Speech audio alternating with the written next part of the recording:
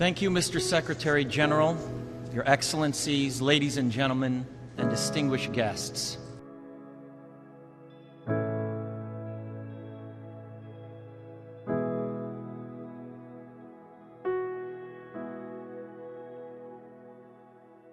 I'm honored to be here today.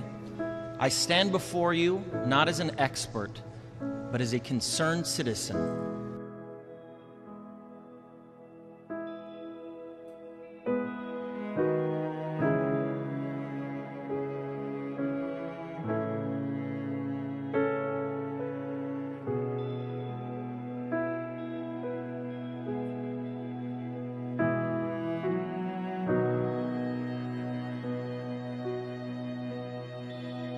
One of the 400,000 people who marched in the streets of New York on Sunday, and the billions of others around the world who want to solve our climate crisis.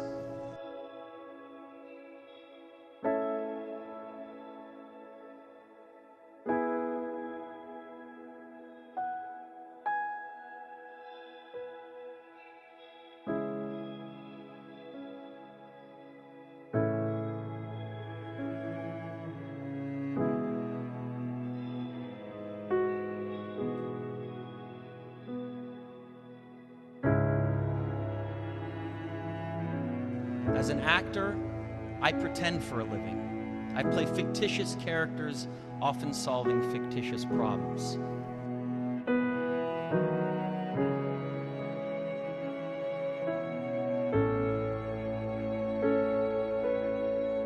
I believe that mankind has looked at climate change in that same way, as if it were a fiction, as if pretending that climate change wasn't real would somehow make it go away.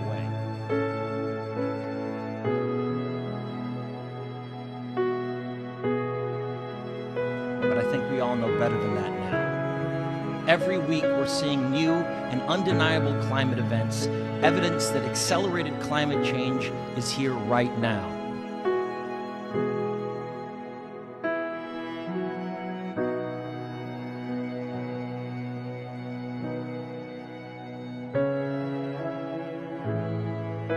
Droughts are intensifying, our oceans are acidifying, with methane plumes rising up from the ocean floor.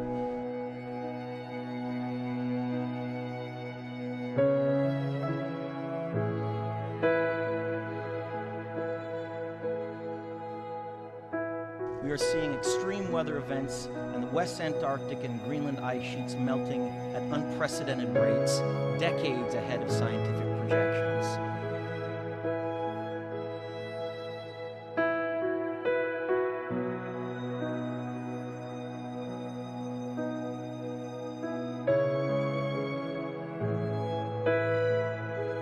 None of this is rhetoric, and none of it is hysteria. It is fact.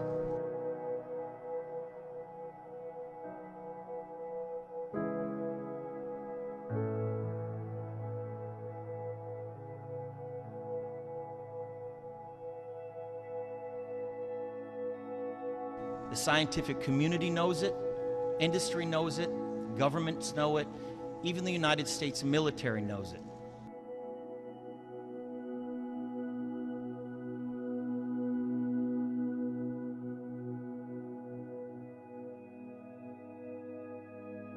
The chief of the U.S. Navy's Pacific Command, Admiral Samuel Locklear, recently said that climate change is our single greatest security threat.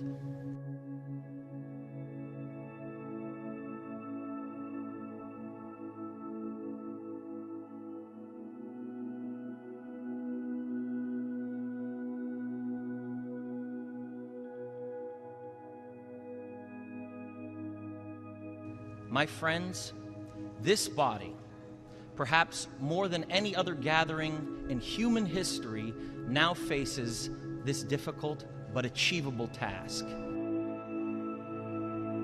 You can make history, or you will be vilified by it. To be clear, this is not about just telling people to change their light bulbs or to buy a hybrid car. This disaster has grown beyond the choices that individuals make.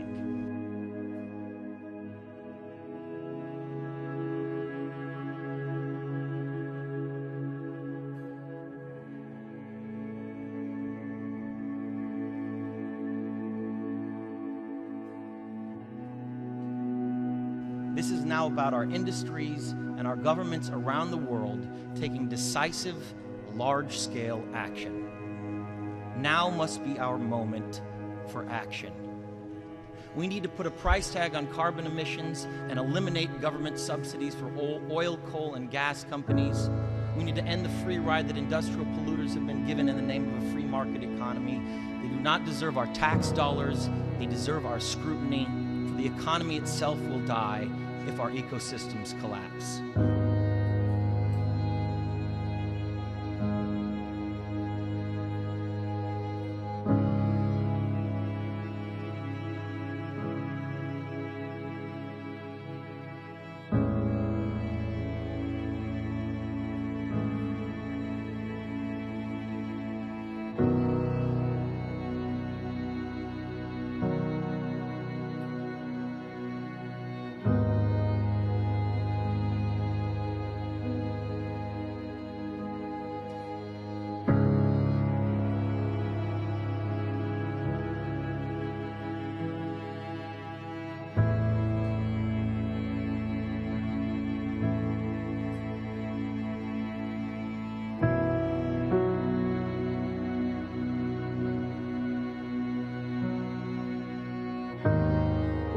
The good news is that renewable energy is not only achievable, but good economic policy.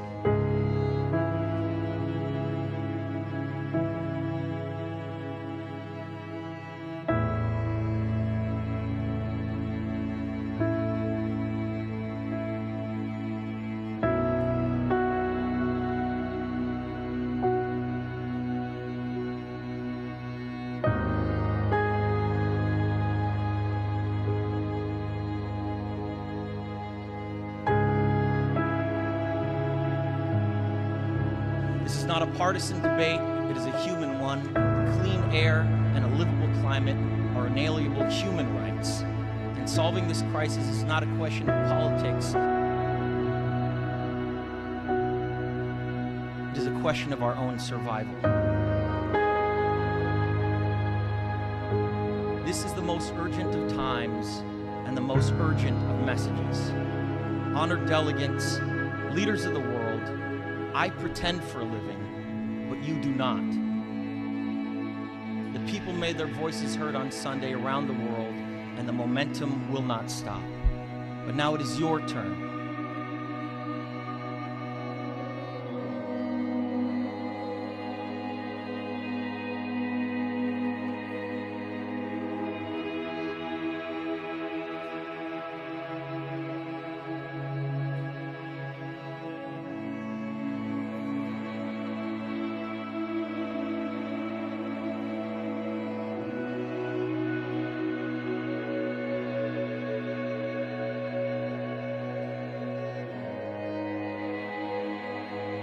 The time to answer humankind's greatest challenge is now.